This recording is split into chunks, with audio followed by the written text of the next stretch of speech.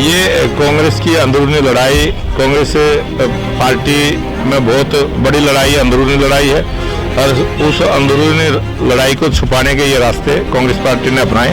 देश की जनता सब जानती है, जनता जागरूक है। कांग्रेस बार बार कहती है कि हमारा गढ़ है। ये कांग्रेस जो बहुत लंबी लंबी झूठ बोलने का काम कांग्रेस के नेताओं ने किया है और उसी प्रकार का ये प्रचार है। और सोनीपत लोकसभा सीट जनसंघ के टाइम में भी जनसंघ की रही है, उसके बाद भारतीय जनता पार्टी ने ये लगातार सीट जीती है। आ रहा है कि सोनीपत लोकसभा सीट पर कांग्रेस खेला करने जा रही है। पिछले 2 चुनाव में हमने देखा यहाँ से किसी जाट कैंडिडेट को उन्होंने उतारा, उनको हार का सामना करना पड़ा। अब कह रहे हैं कि यहाँ से किसी ब्राह्मण को अब की बार टिकट दे सकते, चुनावी मैदान में लेके आएंगे। तब क्या सोनीपत लोकसभा की सीट बहुत बड़े मार्जिन के साथ एक इतिहास सोनीपत लोकसभा की जनता रचने का काम करेगी और जिस प्रकार का आशीर्वाद और प्यार जनता ने मुझे दिया, 100% भारतीय जनता पार्टी के पक्ष में बहुत बड़ी जीत सोनीपत लोकसभा की रहेगी।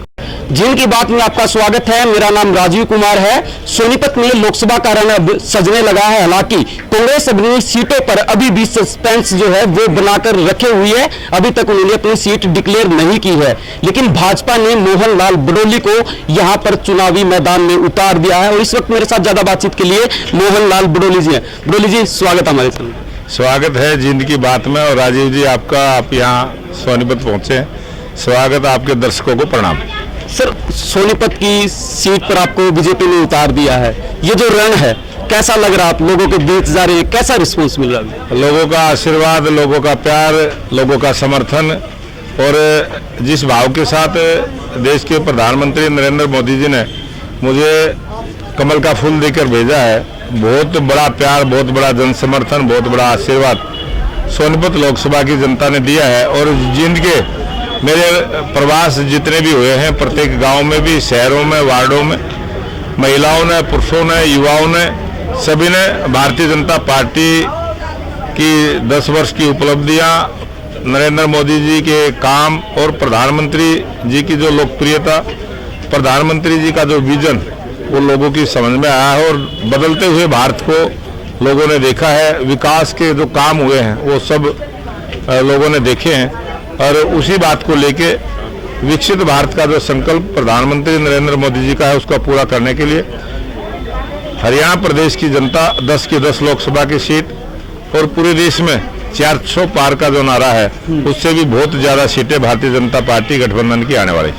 कांग्रेस सोनीपत को अपना गढ़ मानती है। परिसीमन हुआ 2014 में, रोहतक में था सोनीपत, फिर सोनीपत लोकसभा सीट बनी, लेकिन अभी भी हुड्डा साहब कहते हैं कि ये हमारा गढ़ है।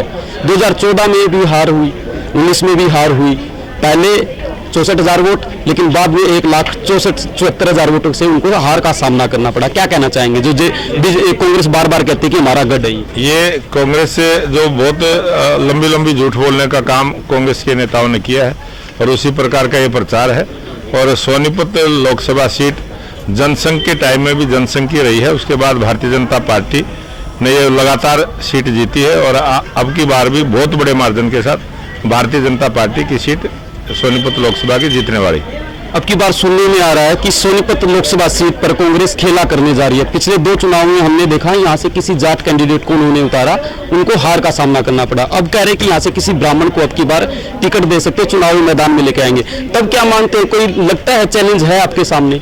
भारतीय जनता पार्टी कभी जातिवाद की राजनीति करती नहीं है, ना क्षेत्रवाद की करती है, ना परिवारवाद की करती है।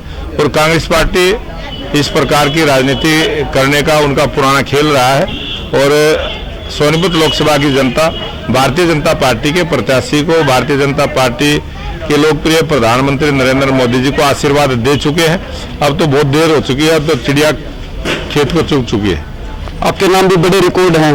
आपने जिला परिषद का चुनाव जीता, इनेलो का राज होता था, आपने राय में पहली बार कमल खिलाया। क्या लगता है अब की बार उतर जाएंगे पार? अब की बार सोनीपत लोकसभा की सीट बहुत बड़े मार्जिन के साथ एक इतिहास सोनीपत लोकसभा की जनता रचने का काम करेगी। और जिस प्रकार का आशीर्वाद और प्यार जनता ने मुझे दिया, 100% भारतीय जनता पार्टी के पक्ष में बहुत बड़ी जीत सोनीपत लोकसभा की रहेगी। जींद में 3 विधानसभाएं सोनीपत लोकसभा के अंदर आ रही हैं, लेकिन वहाँ के जो लोग हैं उनका ये हर बार आरोप होता है, यहाँ से जीत जाते हैं सांसद साहब, सोनीपत की तरफ हर बार सांसद चली जाती है, लेकिन उसके बाद हमारे बीच में नहीं आते। हमारी काफ़ी ऐसी समस्याएं हैं जो कभी पूरी नहीं हो पाती। क्या कहना चाहिए? मैं जींद की आवाज़ के चैनल पर जींद की जनता से अपील और निवेदन भी करूंगा कि ये बात मैंने 15 दिन पहले स्पष्ट की थी कि मैं सांसद बनने के बाद जींद के बीच में रह के जींद में ही अपना निवास स्थान बना के जनता की सेवा करने का काम करूंगा। ये मैंने आश्वासन और ये मैंने घोषणा भी की है, मैं इस काम को पूरा करूंगा। मुख्यमंत्री, पूर्व मुख्यमंत्री जी कल जींद में थे, उन्होंने एक बात कही, जो लोग विरोध कर रहे हैं, जितना ज्यादा विरोध उतना ज्यादा बीजेपी को फायदा। क्या मानते हैं इस चीज को लेकर? नहीं, वो लोगों का कोई विरोध नहीं है। वो कुछ यूनियन के लोग, कुछ जो प्री प्लान आंदोलन करते हैं वो लोग, और जनता का कहीं भी विरोध नहीं है। किसी गांव में विरोध नहीं है, किसी शहर में विरोध नहीं है।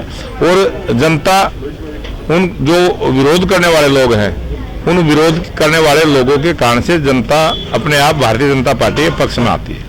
कितने तारीख को नामांकन करने जा रहे हैं, कितने लोग होंगे और क्या शेड्यूल तैयार किया है? मैं 3 तारीख को यूनिक गार्डन मुरथल रोड से अपना नामांकन पत्र के लिए जनसभा का आयोजन सुबह 10 बजे रखा है, और 10 बजे सभा को संबोधित करने के बाद हमारे राष्ट्रीय नेता, हमारे प्रदेश के मुख्यमंत्री सब मुझे आशीर्वाद देने के लिए आएंगे, और जनता का आशीर्वाद लेके मैं अपना नामांकन पत्र 3 मई को भरने का काम करूँ। अभी तक कांग्रेस अपने खिलाड़ी जो है मैदान में नहीं उतार पाई, अभी तक सस्पेंस जो है उन्होंने बरकरार रखा है, उसको लेकर क्या कहेंगे? क्या मानते हैं कि कांग्रेस के पास अब कोई उम्मीदवार नहीं बचा आपके सामने?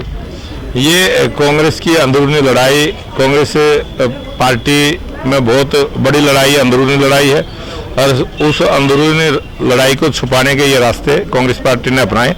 देश की जनता सब जानती है, जनता जागरूक है और जनता समझदार है। बिल्कुल, ये मेरे साथ मोहन लाल बडोली जी थे। 3 तारीख को ये अपना नामांकन जो है वो दाखिल करेंगे। हालांकि कांग्रेस की बात करें, उन्होंने अपने चुनावी खिलाड़ी जो है अभी तक मैदान में नहीं उतारे हैं, और इसी को लेकर बीजेपी पार्टी की अगर बात करें तो लगातार कांग्रेस पर हमलावर होते जा रहे हैं। हालांकि ये चर्चाएं सियासी गलियारों में भी है कि अब की बारी यहाँ पर कांग्रेस पार्टी खेला करने जा रही है। हालांकि देखने वाली बात ये होगी कि किसको चुनावी मैदान में यहाँ से उतारेगी कांग्रेस पार्टी की, अगर हम बात करते हैं। जिनकी बात के लिए राजू कुमार की